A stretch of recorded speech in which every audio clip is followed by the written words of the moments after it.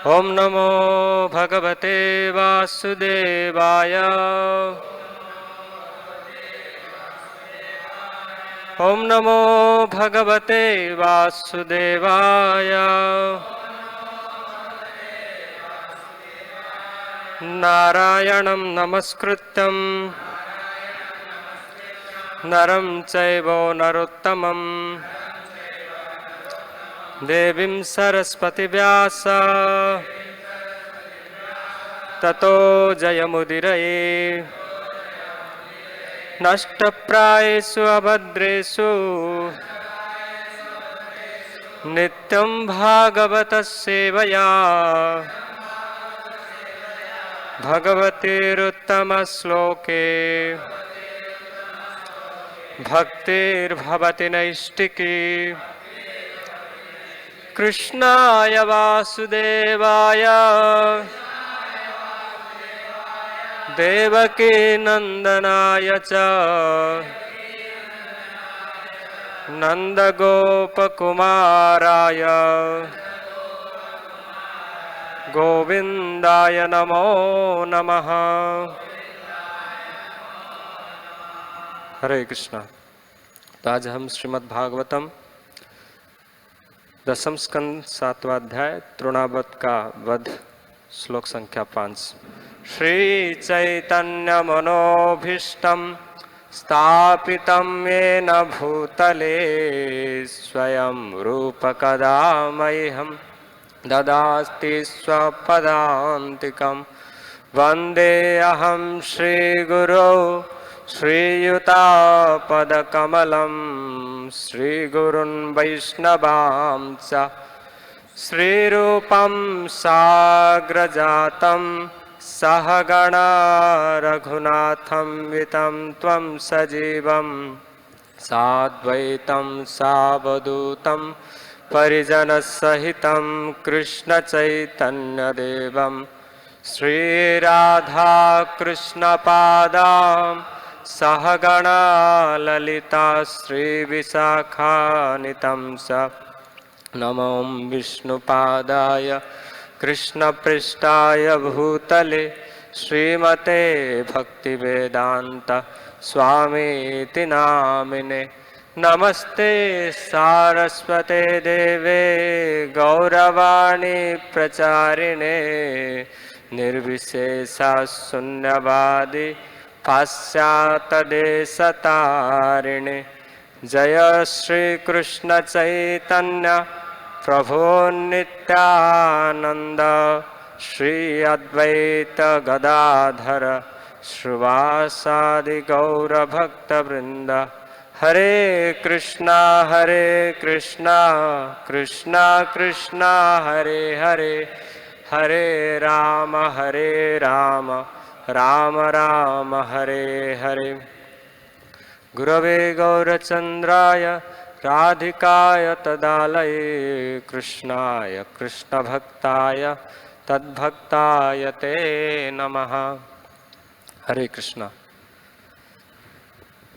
तो सर्वप्रथम इस भगवान के इस लीला को बोलने से पहले श्रील प्रभुपाद और परमाराध्य गुरुदेव और उपस्थित महाराज जी के चरणों में प्रणाम करते हुए और सभी उपस्थित वैष्णवों के आशीर्वाद और गुरुवर्ग के आशीर्वाद चाहकर इस अध्याय के इस प्रसंग के श्लोक के बारे में मैं जो भक्तों के मुख से सुना हूँ उसे कहने के लिए प्रयास करूँगा।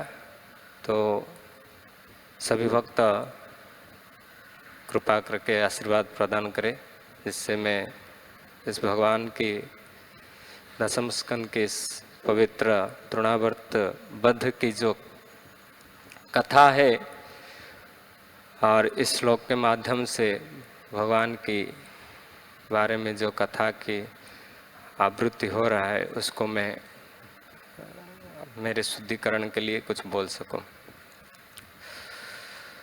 तो इस अध्याय में 7वां अध्याय दसम स्कंद की, तो यहाँ तृणाव्रत राक्षस की वध के बारे में बताया गया है और शकटासुर वध। तो इस अध्याय के पहले श्लोक में जब परीक्षित महाराज ने सुखदेव गोस्वामी को पूछते हैं, वो जब पूतना वध की लीला को सुने और उस प्रसंग के सुनने के बाद कि भगवान की जो कथा है वो अमृत तुल्य है। हम देख सकते हैं जो परीक्षित महाराज जंगल में जाकर थोड़े से प्यास को सहन नहीं कर पाए और ऋषि के गले में मृत्यु सर्प डाल दिए, वही आज भगवान की कथा को सुनने के लिए इतने आतुर है। लगातार 7 दिन 7 रात उन्होंने बिना खाए पिए उस कथा को सुन रहे। तो इससे पता चलता है कि इस कथा में कितना अमृत है जो कि उनको पोषण कर रहा था। तो इस अध्याय के 3 श्लोक में स्वयं परीक्षित महाराज सुखदेव गोस्वामी से आगे की लीलाओं के बारे में वर्णन करने के लिए आग्रह करते हुए कहते हैं, कृपया भगवान कृष्ण की अनन्य लीलाओं का वर्णन करें जो मानवी बालक का अनुकरण करके और पूतना वध जैसे अद्भुत कार्यकलाप करते हुए इस पृथ्वी लोक में प्रकट हुए। तो इस प्रकार उन्होंने अपने कथा सुनने की जो लालसा है उसको व्यक्त किया कि भगवान की जो कथा है उसको सुनने के लिए वो कितना आतुर है।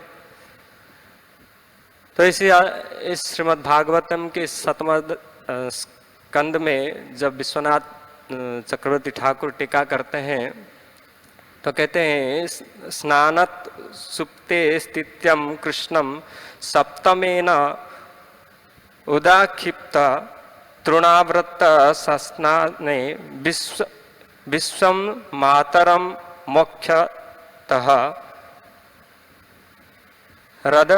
रदच्छद बलम व्यक्तम पूतना तस्मचुष्यणे सकटंग घ्री प्राणस्तु बधे बलम। तो टीका करते हुए उन्होंने कहे कि इस 7वें अध्याय की व्याख्या में भगवान ने यहाँ स्नान के उपरांत कहते हैं कि जब माता ने स्नान कर दिया तो उन्होंने यहाँ 3 प्रकार के अपने बल को उन्होंने प्रदर्शित किया। तो कहते हैं कि उन्होंने अपना होठ का बल पूतना वध करके उन्होंने अपना होठ के बल को प्रदर्शित किया। तो भगवान ने अपने होठों से ही दबाकर पूतना को मार दिया। उनके स्तन को, पूतना राक्षसी के स्तन को अपने होठों में चाप कर उससे ही वो प्राण चूस लिए। और कहते हैं कि तृणाव्रत जो है आया, इस तृणाव्रत का वध उन्होंने अपने हाथों से ही कर दिया, यहाँ हाथों के बल प्रदर्शित किया और अपने मुख में ब्रह्मांड को दिखाकर उन्होंने अपने ऐश्वर्य को प्रकट किया। और चौथा बल उन्होंने सकट भंजन लीला के द्वारा अपने पैरों के बल को उन्होंने प्रदर्शित किया। तो इस प्रकार अभी जो प्रसंग चल रहा है भगवान की जो सकट भंजन लीला है उसके बारे में वह कहते हैं। तो जिस प्रकार मैं कहा कि विश्वनाथ चक्रवर्ती ठाकुर टीका करते हुए कहते हैं कि इस 7वें अध्याय में स्नान के पश्चात शयन से जागकर श्री हरि ने बैलगाड़ी के चरणों के आघात से ऊपर उठाकर फेंकना जो है ये अपने पैरों का प्रदर्शन है। तो उसमें विश्वनाथ चक्रवर्ती ठाकुर कहते हैं कि भगवान की हर लीला जो है अत्यंत मनोहर है। तो कहते हैं कि श्री भगवान के अनन्य अवतारों की लीलाएं मनोहरणी होने पर भी कृष्ण की बाल लीलाएं मुझे अतिशय प्रलोभित कर रही है, अतः उनका ही वर्णन कीजिए। इस अभिप्राय से कह रहे हैं जेन जेन, अर्थात भगवान के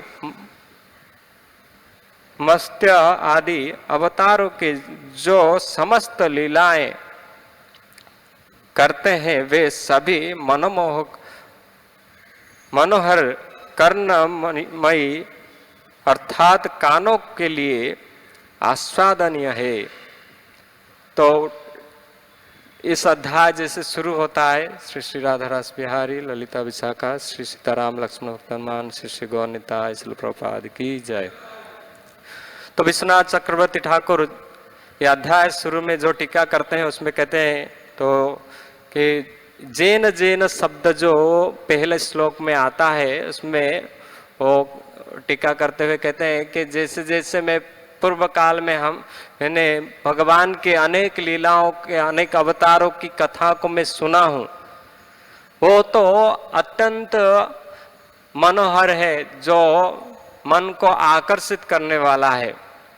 लेकिन मैं अभी जब इस दशम स्कंद में हम जब प्रवेश किए और यहाँ जब इस भगवान कृष्ण की जो बाल्य लीला है ये अत्यंत मनोहर है, इसलिए उन्होंने सुखदेव गोस्वामी को आग्रह प्रकट किया कि पूतना वध के बाद आगे की लीलाओं को भगवान की बाल्य लीलाओं को वर्णन करे, जिसके कारण सुखदेव गोस्वामी ने चौथे श्लोक से उन्होंने भगवान की सकट भंजन लीला को प्रस्तुत किया। तो इस श्रीमद् भागवतम के इस दशम स्कंद में ही वर्णन आता है कि भगवान इस धराधाम में आकर जितने भी लीला करते हैं ये मनुष्य जैसे लीला करते हैं। वो किस लिए ना कहते हैं कि अनुग्रहाय भक्तानां मानुषी तनुम माश्रितम भजन्ते तादृशा क्रीड़ा यत् श्रुत्वा तत्पर भवे, कि अपने भक्तों को अनुग्रह करके और स्वयं मानुषी तनुमाश्रितम मनुष्य शरीर तो धारण किए है, भगवान की स्वरूप जो है भगवत गीता में भी भगवान कहे कि अवजानन्ति मामूढ़ा मनुष्य तनुमाश्रितम परम भावम अजानन्ति मम भूत महेश परम, कि मूर्ख लोग नहीं जान पाते हैं कि जब मैं मनुष्य रूप में इस धरती पे आता हूँ, लेकिन जो भक्त होते हैं वो जानते हैं कि भगवान की जो इस मनुष्य लीला है या मनुष्य शरीर में प्राकट्य होना ये भक्तों के लिए अनुग्रह है, भक्तों के ऊपर कृपा है।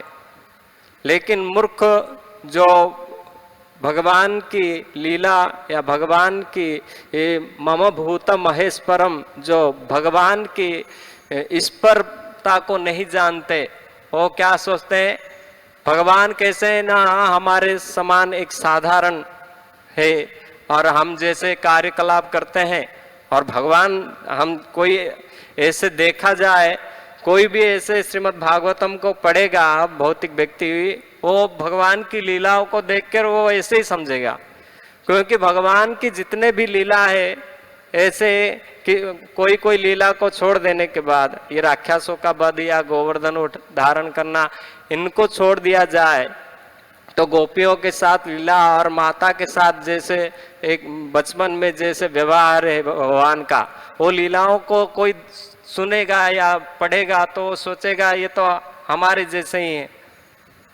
तो लेकिन जो भक्त होते हैं, जो भगवत कृपा आश्रित है, वैष्णव की कृपा से मंडित है, वो भगवान की इन लीला कथाओं को वो ग्रहण करके उससे वो अनुग्रह अनुकंपता को आस्वादन करते हैं कि भगवान की जो अनुकंपा है भक्तों के ऊपर, भक्त भगवान के इन लीलाओं को पढ़कर सुनकर वो समझ सकते हैं।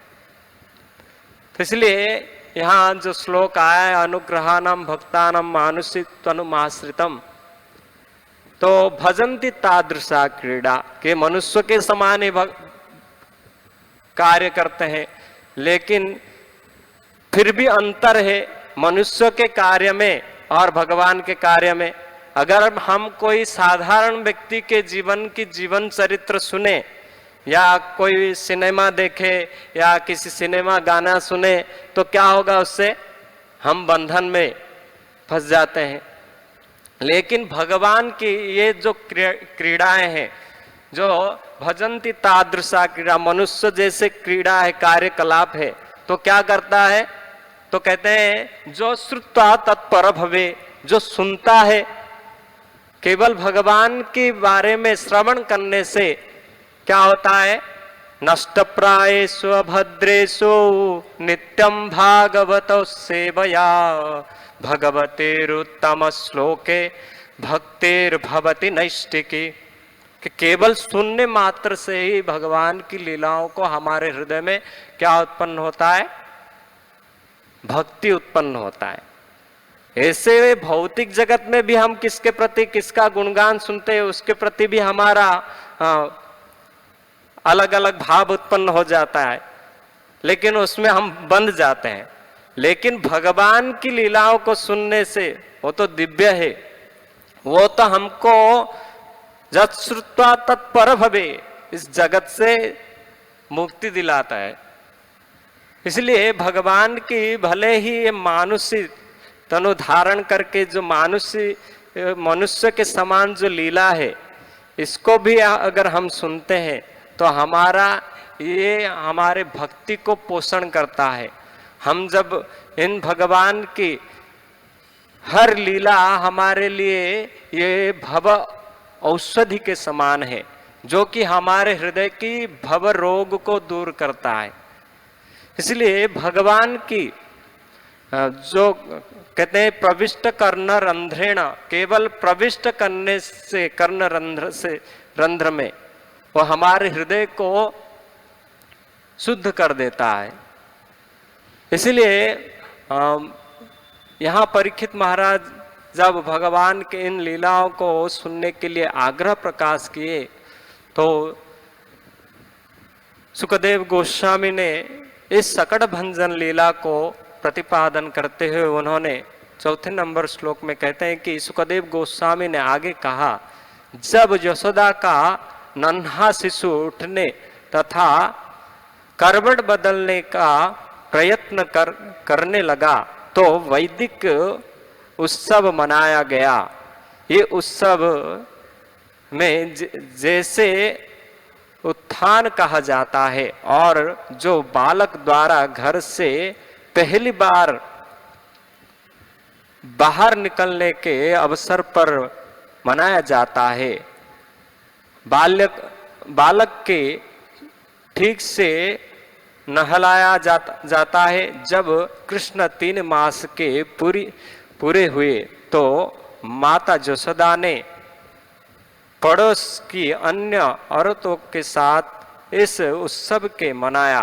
उस दिन चंद्रमा तथा रोहिणी नक्षत्र का योग था। इस महोत्सव के माता यशोदा के ब्राह्मण द्वारा वैदिक मंत्र के उच्चारण तथा पेशेवर गायक के सहयोग से संपन्न किया। तो यहाँ इस श्लोक में जो कहा गया है भगवान की जो इस उत्सव जो मनाया गया, इस उत्सव को उत्थान उत्सव कहते हैं। या देखा जाए तो हम जब संस्कार जो हमारा 16 संस्कार है उसमें संस्कार में देखे तो 3 मास में कौन से संस्कार होता है, तो निष्कर्मण्य संस्कार, जिसमें बच्चे को पहली बार, यहाँ भी अनुवाद में लिखा है, पहली बार बच्चे को बाहर लाते हैं। तो इससे पता चलता है कि ये शायद निष्कर्मण्य ही संस्कार का ही विधि होगा।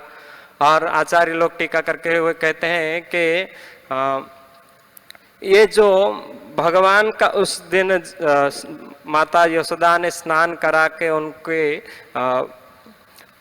उत्सव मनाया, तो इसमें आचार्य कहते हैं कि जब पहली बार बच्चा जन्म होता है तो उसका जन्म उत्सव जो है हर महीने में मनाया जाता है। तो जिस नक्षत्र में वो जन्म हुआ था उस नक्षत्र में प्रायतः मनाते हैं। तो इस प्रकार जिस दिन ये उत्सव मनाया गया उसी दिन भगवान की जो पैदा हुए थे, कहते हैं कि चंद्रमा तथा रोहिणी नक्षत्र का जोग था। तो हम देख सकते हैं भगवान की अनेक उत्सव हुआ है। जब हम कालिया दमन लीला देखते हैं उसमें बलराम जी कालिया दमन की लीला के दिन नहीं गए थे क्योंकि उस दिन उनका जन्म नक्षत्र था। तो इससे पता चलता है कि जब भी भगवान या बलराम जी के जन्म नक्षत्र होता था उसी दिन एक उत्सव होता था, जिसके कारण भगवान कृष्ण और बलराम को उस दिन घर में रहना पड़ता था और उनको अच्छे से सजा धजा कर और उनके कल्याण के लिए, भगवान तो सबकी कल्याण करते हैं लेकिन भक्तों का भाव है तो भगवान को भी भक्त लोग आशीर्वाद देते हैं। हाँ, तो भगवान भी उससे खुश होते हैं। तो उसी दिन ब्राह्मण वैष्णव को बुलाकर गोदान आदि सब क्रिया करते हैं। यहाँ भी हम देखेंगे आज के श्लोक में भी वर्णन आया है कि जब ऐसे भगवान को माता कहते हैं कि आज के श्लोक में बच्चे का स्नान उत्सव पूरा हो जाने के बाद माता यशोदा ने ब्राह्मणों का स्वागत किया और उनके प्रचुर अन्न तथा अन्य भोजन पदार्थ, वस्त्र, वांछित गो तथा माला वे भेंट करके उनकी उचित सम्मान के साथ पूजा की। तो भगवान की जब जन्म कथा भी देखते हैं तो वहाँ भी नंद बाबा ने ब्राह्मणों को बुलाकर अनेक गोदान की। तो जब भी हम प्रसंग आता है ऐसे महोत्सव का भागवतम में देखते हैं कि ब्राह्मणों को बुलाया जाता है और गाय आदि दान दिया जाता है, वस्त्र दान दिया जाता है। तो भगवान की जितने भी कार्य होता था, तो यहाँ चौथा नंबर श्लोक में कहा गया है कि जो महोत्सव मनाया गया उस महोत्सव में अनेक प्रकार के ब्राह्मण आए थे जो वैदिक मंत्र गान कर रहे थे और भगवान की जो है पेशेवर गायक आए थे। जैसे हम भी देखते हैं मंदिर में जब हमारा कहीं उत्सव होता है, जन्माष्टमी, गौर पूर्णिमा या नित्यानंद त्रयोदशी, उसी दिन हम लोग ब्राह्मण जो है वो अंदर मंत्र पाठ करते हैं, स्वस्ति वाचन करते हैं। आज के श्लोक में आया स्वस्त्ययन, तो स्वस्ति इसमें आचार्य लोग कहते हैं स्वस्ति वाचन। जो स्वस्ति वाचन हम पढ़ते हैं, स्वस्ति नो गोविंद, स्वस्ति नो अच्युतानंद। हाँ, तो ऐसे ही मंत्र पाठ स्वस्ति वाचन जो कि मंगल मंत्र है, जिससे भगवान या भक्तों के कल्याण के लिए इस मंत्र को, वैदिक मंत्र को ब्राह्मण उच्चारण करते हैं। तो हमारे मंदिर में भी पेशेवर गायक है, तो जब भगवान के उत्सव होता है पेशेवर जो गायक है, कीर्तनिया है, वो भी कीर्तन करते हैं। तो ये पहले से ही चालू है प्रथा। तो और भगवान जब तक रहेंगे, भगवान का क्या बोलते हैं, ये जो नित्य लीला है, हाँ, ये नित्य लीला जैसे भगवान की गोलोक धाम में नित्य लीला चलता है, तो प्रभुपाद जी जहाँ एक मंदिर खड़ा कर देते हैं वो नित्य लीला चलता रहता है। चाहे कुछ भी हो जाए, चाहे कोई मरे, कोई जिए, कोई कोरोना आए, कुछ भी आए, भगवान की जो नित्य लीला है वो अंदर कभी बंद नहीं होता है। हाँ, हम ये देखें, हम सब जब भक्त लोग कोरोना में पूरा लॉकडाउन हो गया, फिर भी यहाँ भगवान की सेवा पूजा बंद नहीं था। तो भगवान की जो नित्य लीला है ये अनादिकाल से चलती आ रही है। तो ऐसे ही माता ने भगवान के उत्सव को इस प्रकार से मना रहे थे। तो कितना महत्वपूर्ण है ये संस्कार, इससे भी पता चलता है कि भगवान के हर एक संस्कार को किया गया। जितने भी हमारा सनातन धर्म के अनुसार 16 संस्कार है भगवान के, हर एक जात, हम पहले पढ़े जब भगवान का जन्म हुआ तो जातकरण संस्कार हुआ था, फिर ऐसे अनेक संस्कार है, तो आगे जाकर नामकरण आदि संस्कार हुआ। ऐसे होकर एक एक संस्कार को जो करते हैं, आज भी भारत में अनेक जगह अनेक गांव में चले जाइए आप, बॉम्बे आदि शहरों में ये सब देखने को नहीं मिलता है। लेकिन हम सब गांव से हैं, तो हम जानते हैं कि हम घर में देखे होंगे। और आजकल तो पहले क्या जॉइंट फैमिली होता था, तो ये सब हमारा भी जॉइंट फैमिली है, तो हमको अनुभूति, हम देखे हैं ये सब।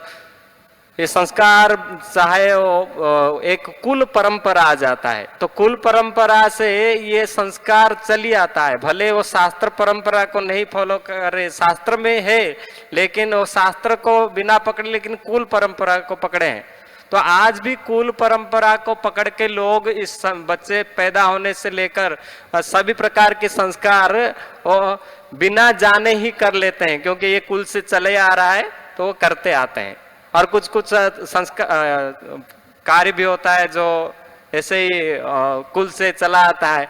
और कहते हैं ना, एक बार कोई शादी हो रहा था, तो शादी के समय एक घर में एक टोकरी में एक बिल्ली को बंद करके रखे थे।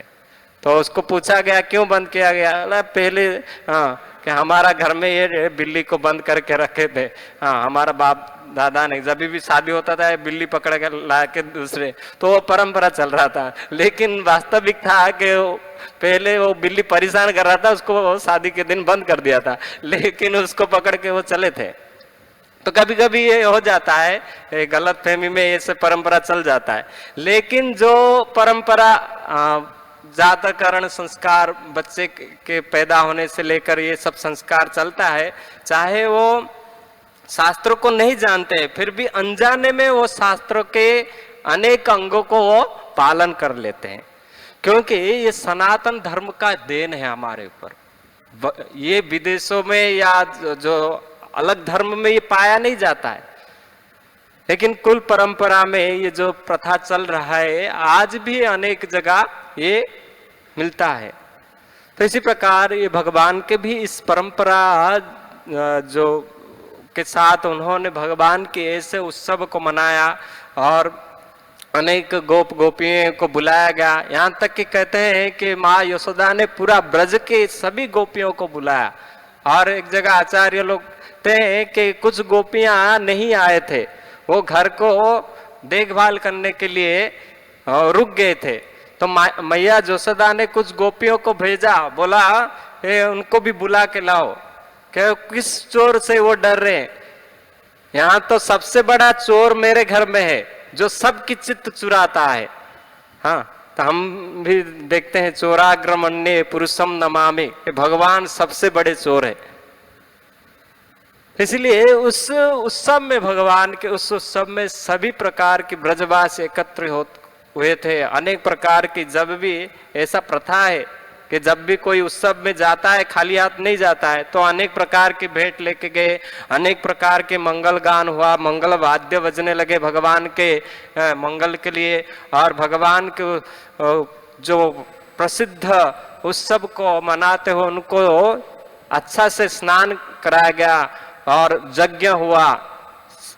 आजकल जब भी जन्मोत्सव करते हैं हम केक में मोमबत्ती जलाकर फूंक मारते हैं, और फूंक मारने से महाप्रसाद गिरता है, फिर लोगों को बांटते हैं। लेकिन पहले जमाने में महाप्रसाद खाते थे, लेकिन आजकल लोग महाप्रसाद देते हैं दूसरे को। तो हमारा सनातन धर्म हमें सिखाता है जन्म उत्सव जब भी हो, क्या है कि हम भगवान के उपासना करें, भगवान की आराधना करें, भगवान की खुशी के लिए। तो वही हो रहा था भगवान के लिए। बड़े बड़े ब्राह्मणों को बुलाया गया, यज्ञ हुआ। कहते हैं यज्ञ के बाद हमारा भी जब मंदिर, नया मंदिर उत्पन्न होता है, तो हम भक्त लोग जो आते हैं यज्ञ करते हैं, फिर कलश में मंत्र पूरित जल आता है। जो कलश बिठाते हैं उसमें भगवान के आह्वान होता है, मंत्र उच्चारण करके उसमें भगवान को बुलाया जाता है, फिर भगवान की जल से ही भगवान को ही स्नान कराया जाता है, तो वो मंत्र पूरित जल। तो ऐसे ही आचार्य लोग कहते हैं कि भगवान की भी उसी दिन ऐसे ही अनेक प्रकार के विधि विधान से यज्ञ हुआ, मंगल वाद्य मंगल गान हुआ और मंत्र पूरित जल से भगवान को अभिषेक कराया गया।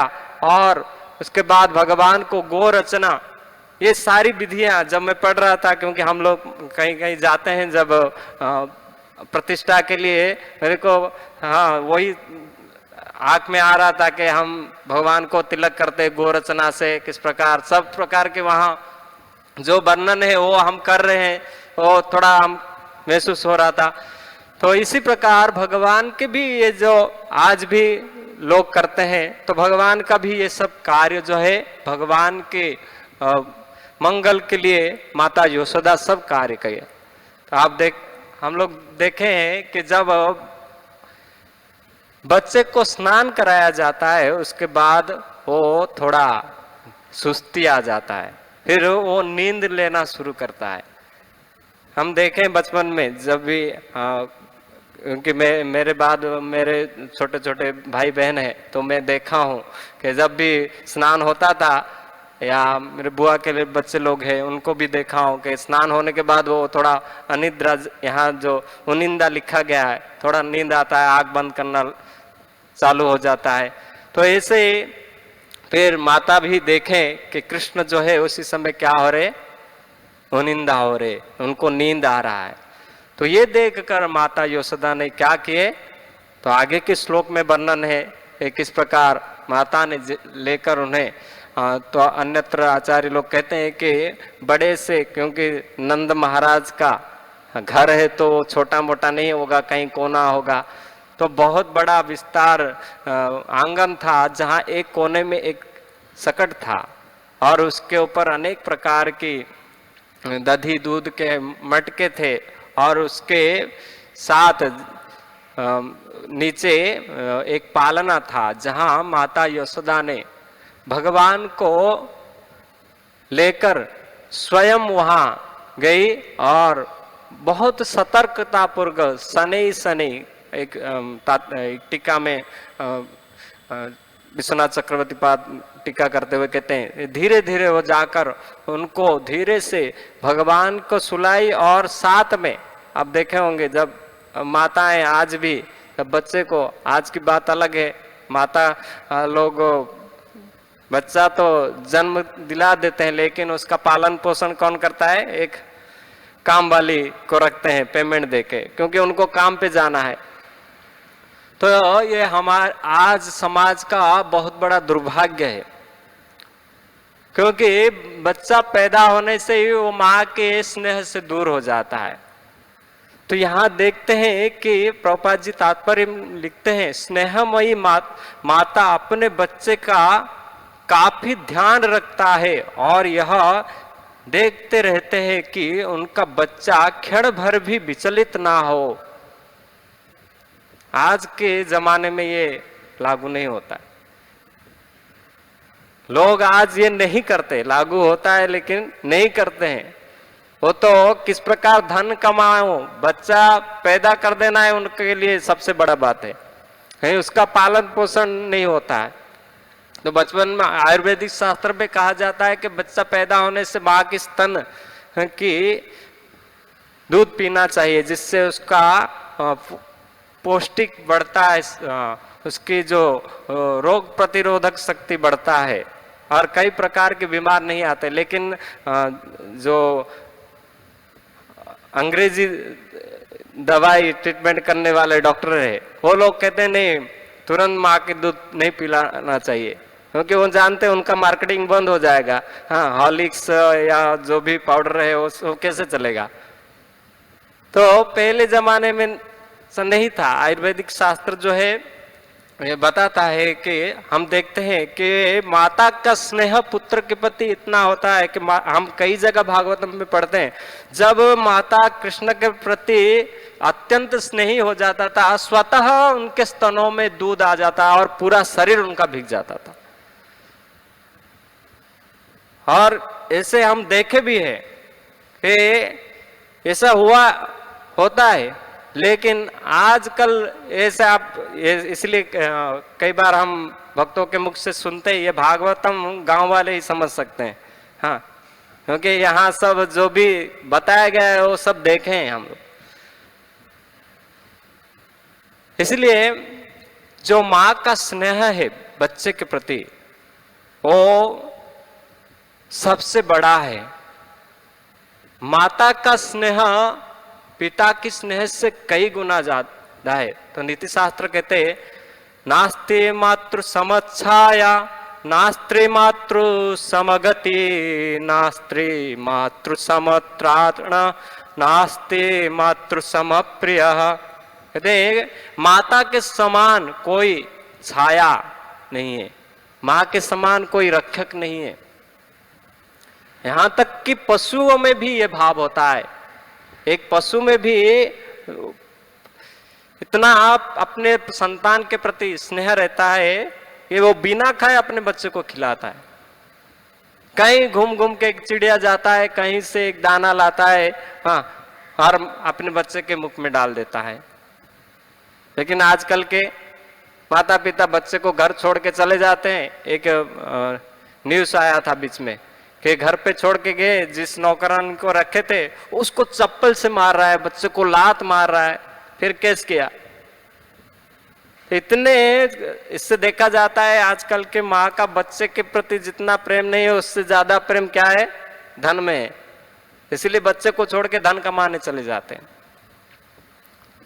तो माता की संरक्षण में रहकर बच्चा जितना अपने आप को सुरक्षित मानता है वो और किसके संरक्षण में। जब भी हम देखते हैं, जब भी हम गिर जाते हैं या ठोकर लगते हैं, किसका मुख में नाम आता है, माँ। तो ये माँ जो है, तो प्रभुपाद जी और चैतन्य चरितामृत में एक तात्पर्य में लिखते हैं कि माँ दो प्रकार की है, माँ यानी माया भी है। तो जो माँ अपने बच्चे को कृष्ण से दूर करता है वो माँ नहीं, क्या है, माया है। इसलिए इससे भी बचना चाहिए। कभी कभी बच्चे के प्रति माँ का स्नेह इतना होता है कि बच्चा माँ को छोड़ना नहीं चाहता है और माँ बच्चे को नहीं छोड़ सकता है। तो ये भी हमारा कृष्ण के और आने के लिए बाधक है। लेकिन हम ये भूल जाते हैं कि ये तो हमें शरीर देने वाली माता है। जो माता है, पिता हमसो जगतो माता धाता पितामह वेदम पवित्र ओंकार क्षाम यदुरे बचा। जो परम पिता परम माता है, जिनको हम अनादिकाल से भूल गए, जो इतने स्नेही है कि हर जगह हर क्षण हमारे साथ रहते हैं, हर जोनी में हमारे साथ रहते हैं। हाँ, हम जहां जाते भगवान हमारे साथ परमात्मा के साथ तौर पे हमारे साथ जाते हैं। उस माता को, उस भगवान को हम भूल चुके हैं। हम देखते हैं कभी कभी भक्त लोग आते हैं आश्रम ज्वाइन करने के लिए, उसके बाद कुछ दिन के बाद कोई इतने माता के प्रति स्नेही होते हैं, माता के प्रति इतना प्रेम होता है कि फिर छोड़ के उनको जाना पड़ता है।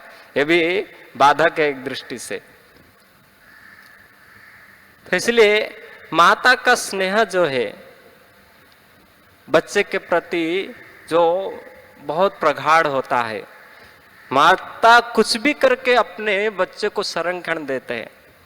इसलिए माता अपने बच्चे को स्नान पान करा के उसकी यहाँ जैसे वर्णन है कि उनकी सुरक्षा करते हुए भगवान की, जैसे नींद से जाग ना जाए ये ध्यान रखते हुए उनको सुलाए,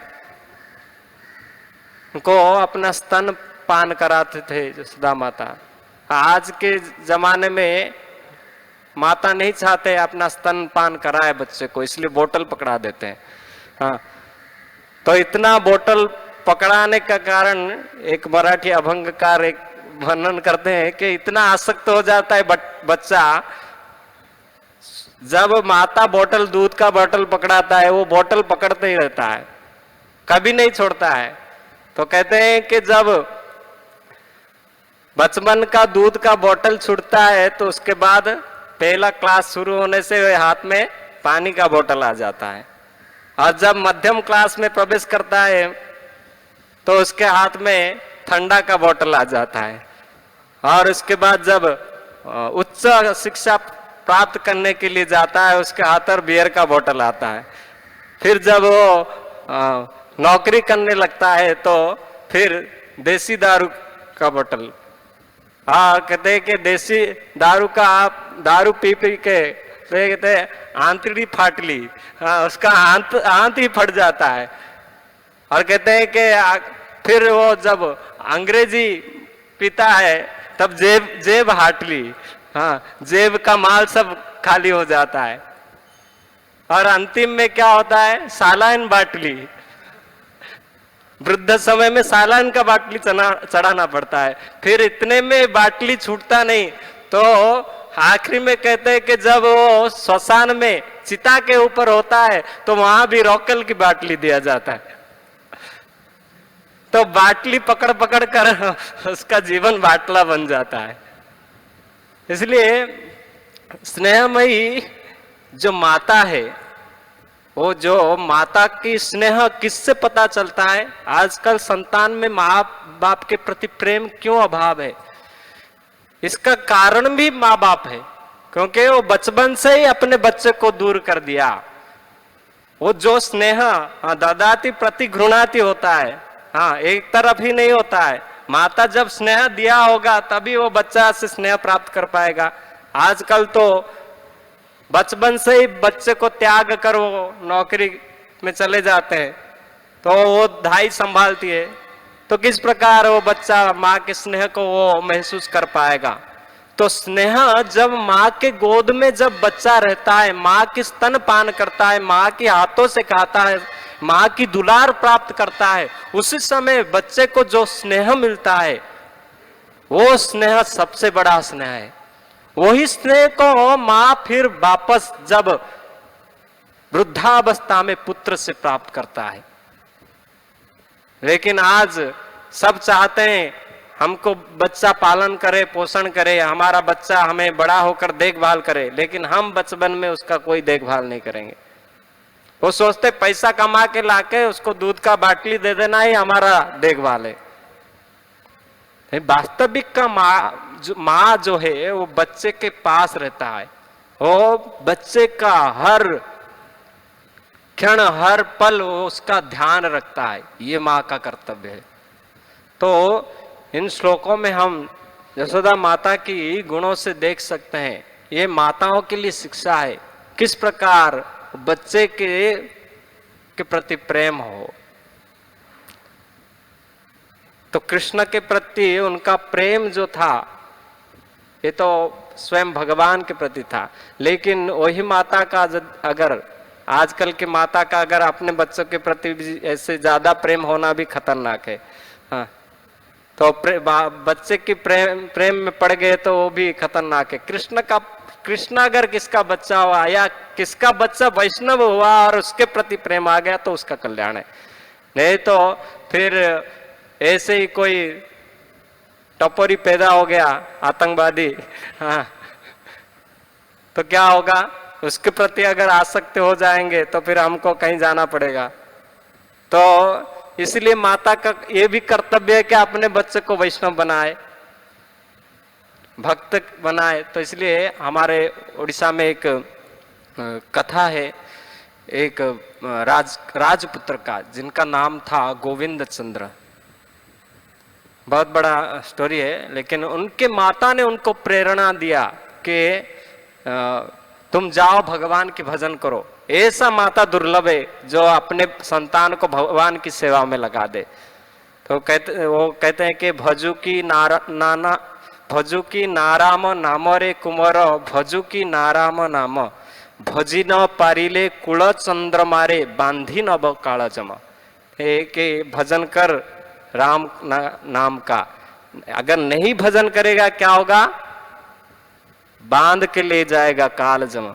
कहते बाछी नेब कंचा रखीब पाचला, से बड़ा दारुण दुख। कहते जो कच्चा चीज है वो पहले ले लेते हैं और पका छोड़ देते हैं, इसलिए तुमको पहले लेके जाएगा, इसलिए तुम तैयार करो। कहते हैं सही काल जम बड़ दारुण रे ना जन ही दुख सुख। वो काल जम बड़ा ही दुर्दयी है, वो दुख सुख नहीं जानते हैं। तो ऐसे माता का प्राप्त होना एक संतान के लिए दुर्लभ है, और वैष्णव संतान भी प्राप्त करना वो माता के लिए दुर्लभ है। हम लोग का अनुभूति है सबका कि किसका माँ बाप ने स्व खुशी से जाओ ज्वाइन कर लो बोले, लेकिन अभी हमारा कर्तव्य है, हम वैष्णव मार्ग में आ गए तो हमारा कर्तव्य है, शायद मैं तो वैष्णव बना नहीं, आप सब वैष्णव बने, तो आप लोग का कर्तव्य है कि आपके माँ बाप को, अगर वो वैष्णव है अच्छा है, अगर नहीं बने तो उनको वैष्णव बनाना हमारा कर्तव्य है। तो इसलिए आप सब वैष्णव भक्त आशीर्वाद करें, हम भी वैष्णव बने और हमारा जीवन को साथ करें। हरे कृष्णा। श्रील प्रभुपाद की, श्रीमद् भागवतम की, दाय गौर प्रेमानंदे।